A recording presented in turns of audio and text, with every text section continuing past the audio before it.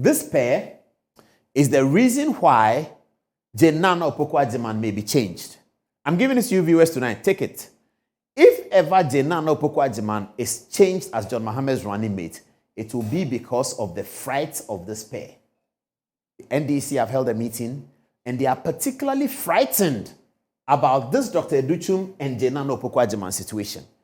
So we ask the question that on education curricular development, whom do you trust? If Osaya Educhum is the candidate for the NPP running mate, Nana Opoku-Agyeman is the candidate for the NDC, both of them have been ministers for education. That's all Nana Opoku-Agyeman has done in politics anyway. She was Vice Chancellor of the University of Cape Coast, the first ever female Vice Chancellor. Congratulations to her. We love her for that. But she was Minister for Education as well under John Dramani Mahama. And the data of education is there. How many people wrote SSE? How many people passed? How many went through free SHS? How many did this? Who has influenced policy? Who understands education policy? Education is the future of the people who are voting. The people who are voting are looking for education for their children. So this is going to be a very awesome comparison between Nana Opoku-Agyeman and Educhum if Educhum becomes. What are people saying? They are thinking that the NDC should change Nana Opoku-Agyeman. Otherwise, if this argument comes in, Nana Opoku-Agyeman falls flat at the feet of Educhum. No Ghanaian, they say, I don't know, people are saying, no Ghanaian, they say, will look at Educhum and Nana Opoku-Agyeman and think that Nana Opoku-Agyeman is superior to Educhum on education policy. Zero. Even the most core NDC person will admit that on this comparison, Educhum floors Nana Opoku-Agyeman. I don't know. This is not our view. This is a view of what people are saying. We have not said our view. We'll say our view at some point, okay? But it's not our view. This is the view of people, okay? Now, what is your view, a viewer? Are you a viewer? What is your view? Tell us. Let's shift it on. Yes. In the other event that Napo is made the running mate, again, he's been Minister for Education for 4 years. Nana Opoku-Agyeman has been Minister of Education for 4 years. The comparison is going to come again. Who do you trust on education policy and curricular development? Napo is here. He has a record of education, 17 to 21. Nana Opoku-Agyeman has a record, 13 to 17. Who do you trust on education? Is education important to Ghanaians at all? I believe the answer is yes. It's always important to everyone, especially these days. Now, if you're going to hand over the reins of a government, of government to a group of people, you have to check what their education strength is. Maybe John Mahama can be president and can have a fantastic education minister. We don't know. But for the purpose of the election, we are looking at record. Because this election is going to be about record. Nobody is coming in afresh.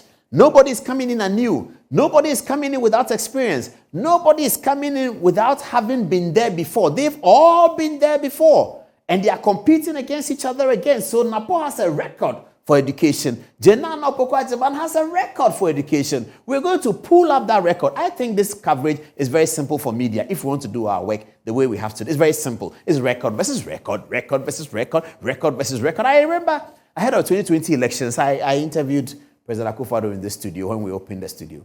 And he said that the election is a simple matter. I have been president for 4 years. John Mahama has been president for 4 years. It's a straight comparison of record. His record, my record. It's as simple as that. It didn't surprise me then that in areas like Central Region, where the NDC won the parliament, the people gave the presidency to Akufo-Addo. Because comparing the record of Akufo-Addo 4 years, the record of John Mahama, the Ghanaian people felt that Akufo-Addo's record was better. Even though they were unhappy with certain things, COVID has come, there was difficulty, parliamentary elections had gone the other way, but Akufo-Addo still stood tall and won a straight first round over John Mahama because I believe the Ghanaian people had him as the honest person. He came and said, I have nothing to hide. Look at my record. Take John Mahama's record. John Mahama was able to do something with these Okada issues, which were not part of his record, but he raised it. And we believe that he got some votes out of that, which is okay. But Akufo-Addo said, it's my record. Now, if 2020 was about record, 2024 is going to be about record times 2 or record squared. It's going to be record versus record. So here it is. Nana Opoku-Agyeman, what is her record at education? Why is she having a claim to the running mate? If she becomes the running mate, why must she have a claim to the vice presidency? What is the record? Ghanaians had ever given her the opportunity. She did. She became education minister. What happened? Ghanaians have ever given Napo the nod. He's a member of parliament. He became education minister. Now he's energy minister. What happened? That's what we're going to deal with, isn't it? Okay, let's move on and see whether there are some differences. As a result of that, there's a high call that Kwame Wadako should replace Nana Opoku-Agyeman, because they don't want the bashing on education to hit the presidential ticket. That's the NDC PR that is thinking now. They don't want the bashing on education to afflict, that's the word I'm looking for. Yes, the NDC doesn't want the bashing on education to afflict the presidential ticket. Because if you have Jenan Opoku-Agyeman and Don Mahama, education may afflict the NDC ticket if Napo is chosen or Educhum is chosen. There's going to be a big conversation about education. And if the NDC loses the education argument, it's not good for the ballot. Because Ghanaians are concerned about education, so you cannot lose the education argument. You can't. NDC will still have to fight for the education argument. They have to say that free SHS didn't work, the food that they give the people is not good, and the people who are day students, the food they give them is not nice, and sometimes the boarders don't have a place to stay, and the children are at home more months than they are not, so free SHS is not good. They may say that, but that would be a very, very difficult argument to sustain, because there are many, many more beautiful free SHS stories, thousands more. In any case, 1.8 million people by the next election have been educated on free SHS. Are you going to tell them that it was wrong?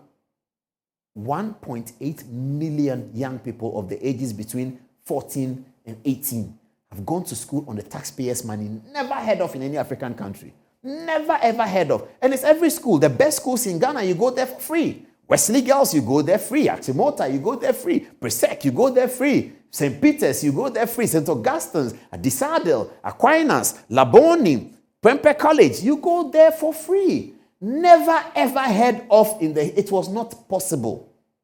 That's what everybody said. We all believed it. And the NDC thought it was not possible. So now it's going to be difficult for the NDC to say that, oh, forget about their free SHS, it didn't work. Well, they may say it, but it's up to Ghanaians to make a decision. So it's all going to be about record and record. So they are saying that, okay, look, Jenana is dangerous. Put Iwadako there. Iwadako is from Ashanti. He can talk. Why is the NDC concerned about Ashanti? Because if you look at the Ashanti votes, and some people are telling John Mahama that, look, you should be going to Ashanti even more than Dr. Bawumia. Because you see, Volta region, you may win. They are your people, you may win. But if you don't do well in Ashanti, you can never win the election.